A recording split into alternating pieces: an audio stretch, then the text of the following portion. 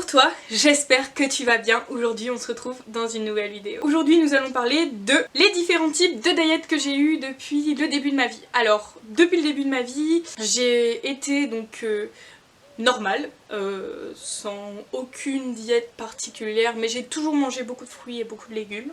J'ai été sans gluten, j'ai été du coup sans lait, sans œufs. Mais j'ai toujours mangé de la viande. Ensuite j'ai commencé à arrêter de manger de la viande rouge. Ensuite j'ai arrêté de manger de la viande blanche, mais je mangeais toujours du poisson. Et maintenant je suis végane. J'ai été végane où je cuisais tout ce que je mangeais, etc. Et donc maintenant je suis pleinement crue végane. Je mange de temps en temps des choses qui sont cuites parce que vivant en famille, je peux pas me permettre de manger des choses qui sont toujours crues pour quand même avoir une convivialité autour du repas. Mais voilà, donc alors premièrement, donc quand j'étais plus petite, je mangeais donc normalement du pain, du beurre, de la confiture, du sucre raffiné, de la béchamel, de la crème, toutes les bonnes choses que mon corps ne supportait pas. Et donc j'ai toujours eu des problèmes tels que les vomissements, les ballonnements. Je demandais toujours à ma mère de me faire des massages de ventre avant de dormir. J'ai eu de l'acné à partir de ma 5e. Et en fait en 5e c'était n'importe quoi. Mon acné c'était donc sur le front, sur la mâchoire. Et c'était en fait quelque chose qui était impressionnant. C'est à dire que c'était pas 2-3 boutons qui se baladaient par-ci par-là. C'était vraiment de l'acné pur. Au début je m'en fichais un petit peu. Et puis en fait plus je me prenais des réflexions, plus je me sentais mal. Et on comprend bien pourquoi on dit que les ados et les pré-ados sont très méchants. Cette méchanceté m'a fait grandir, c'est-à-dire que sans celle-ci j'aurais pas pu, je veux dire, avoir tout ce qui m'est passé en fait, tout ce qui s'est passé dans ma vie, j'aurais pas pu l'avoir en m'ayant pris toutes ces critiques. En 4e j'ai pris un médicament qui s'appelle la Tolexine G, qui est juste le médicament en dessous du Roaccutane. C'est un médicament qui te fait complètement déprimer, t'es pas bien, et ça n'avait absolument fait aucun changement sur ma peau. L'aspect de ma peau était exactement le même. C'est un médicament qui est également photosensible, c'est-à-dire qu'il réagit très mal au soleil. J'ai arrêté ce médicament donc pendant l'été de ma 4e jusqu'à la 3e. Et là c'était cataclysme sur ma peau, c'était n'importe quoi. J'avais de l'acné partout sur le visage, ça me faisait mal, c'était des cratères, c'était super douloureux. J'ai commencé à en avoir sur l'avant du corps, sur le dos, sur les bras, c'était vraiment très inflammé. Je commençais à vraiment perdre du poids et c'était hyper bizarre comme truc. Ensuite je suis arrivée en 3e et en 3e ma vie s'est effondrée. Je suis arrivée donc à un moment où les gens que j'avais dans ma classe n'étaient pas du tout des personnes que j'appréciais.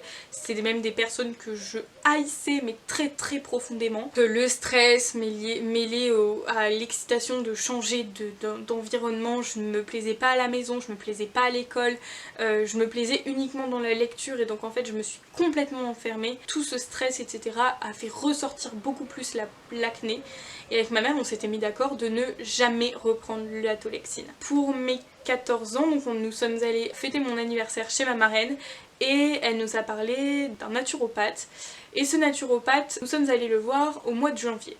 En étant allés le voir, je me souviens de sa tête qui était très crispé quand il m'a vue. Il m'a dit mais qu'est-ce que t'as fait? Alors je lui ai expliqué un peu mon parcours et il m'a dit bon alors Faustine on va remettre tout à zéro, qu'est-ce que tu manges en fait dans ta journée? Et donc moi je disais pas mal de fruits, pas mal de légumes etc. Et je me disais mais il va voir que je mange le matin, il va être content. Et en fait non, je lui ai dit que le matin je mangeais donc 2 tartines de pain avec de la confiture, un verre de lait, un verre de jus de fruits qui est pas mal pour le petit déjeuner. Le midi je mangeais souvent des pâtes et le soir c'était souvent une pizza, une quiche ou un cake, enfin tout ce qu'on faisait d'habitude à la maison. C'était toujours du fait maison donc selon moi il n'y avait pas vraiment de problème par rapport à ça. Le médecin en fait m'a dit mais écoute Faustine, le problème c'est que je pense que tu as une intolérance au gluten mais on va vérifier tout ça. Il m'a fait donc ouvrir la bouche, regarder la langue, et en fait j'avais vraiment un dépôt très blanc sur la langue. Sur le fond de la langue j'avais un dépôt jaunâtre avec le trait sec au milieu de la langue qui signifie qu'on a une mauvaise digestion, les papilles qui étaient très très rouges qui signifie qu'on a une grosse inflammation. Le médecin m'a dit eh bien écoute, pour le moment tu vas arrêter le gluten et le lait, je vais t'aider à faire un peu un plan de ta journée et puis tu feras une prise de sang pour voir comment ça ira. Le matin je vais manger donc une tranche de jambon avec du pain sans gluten, une compote sans sucre ajouté, du thé vert et des céréales sans gluten.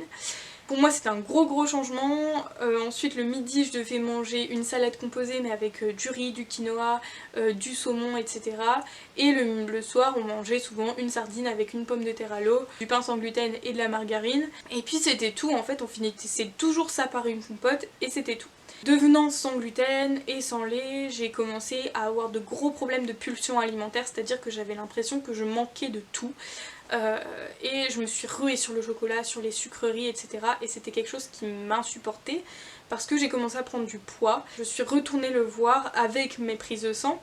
On a vu que j'étais intolérante à l'œuf et là c'était horrible. Parce que je savais que j'étais intolérante à l'œuf, j'allais devoir arrêter de manger tout ça.